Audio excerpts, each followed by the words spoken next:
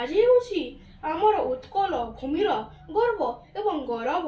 ଦେଶପ୍ରେମୀ, ସମାଜସେବୀ, ଲେଖକ, କବି, ଦୁଃଖୀର ବନ୍ଧୁ ଶ୍ରୀଯୁକ୍ତ ଗୋପବନ୍ଧୁ ଦାସଙ୍କ ଜନ୍ମ ଦିବସ। ଏହି ମହାପୁରୁଷଙ୍କ ଜନ୍ମ ହୋଇଥିଲା 1877 ମସିହା ଅକ୍ଟୋବର 9 ତାରିଖରେ ପୁରୀ ଜିଲ୍ଲାର ସୁଆଣ୍ଡ ଗ୍ରାମରେ। ସେ ଦୈନିକ ଖବରକାଗଜ ଏବଂ ସତ୍ୟବାଦୀ ବନବିଦ୍ୟାଳୟର ପ୍ରତିଷ୍ଠାତା ଥିଲେ। ଆଜି ତାଙ୍କ ଜନ୍ମଦିନ ଉପଲକ୍ଷେ ତାଙ୍କ ରଚିତ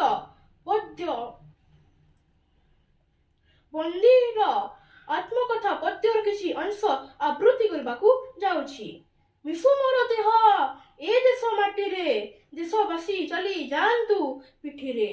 ଦେଶର ସ୍ୱରାଜ୍ୟ ପଥେ ଯେତେ ଗାଡ଼, ପୁରୁ ତହିଁ ପଡ଼ି ମୋର ମାଂସ ହାଡ଼।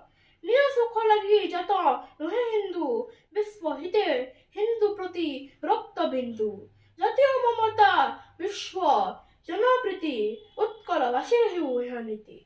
ଗ୍ରାମ ବିଚାରରେ সকলে ସମାନ, ଛାଡ଼ ମନୁ ସାନ ବଡ଼ ଅଭିମାନ। ସ୍ୱରାଜ୍ୟ ଧର୍ମେ ନାହିଁ ଭେଦ ଜ୍ଞାନ, ସମସ୍ତେ ଯେ ଏକ ମାତାର ସନ୍ତାନ। ଦେଖିଏ ଦାରୁଣା ଦୃଶ୍ୟ ହୁଏ ମନ, ଅନଶନେ ଆଜି ତେଜନ୍ତି ଜୀବନ। ବଞ୍ଚିବାରୁ ବୋଲି ଦେଖେ କଷଣ, ଶତ ଗୁଣ ଶ୍ରେୟ ମୋଡ଼େ ମୁଁ ମରଣ। ଜଗତ ସରସେ ଭାରତ କମଳ, ତା ମଧ୍ୟେ କେଶର ପୁଣ୍ୟ ନୀଳାଚଳ। ମୋ ନେତ୍ରେ ଭାରତ ଶିଲା ସଲଗ୍ରାମ, ପ୍ରତିଷ୍ଠାନ ମୋର ପ୍ରିୟ ପୁରୀ ଧାମ। ଧନ୍ୟବାଦ।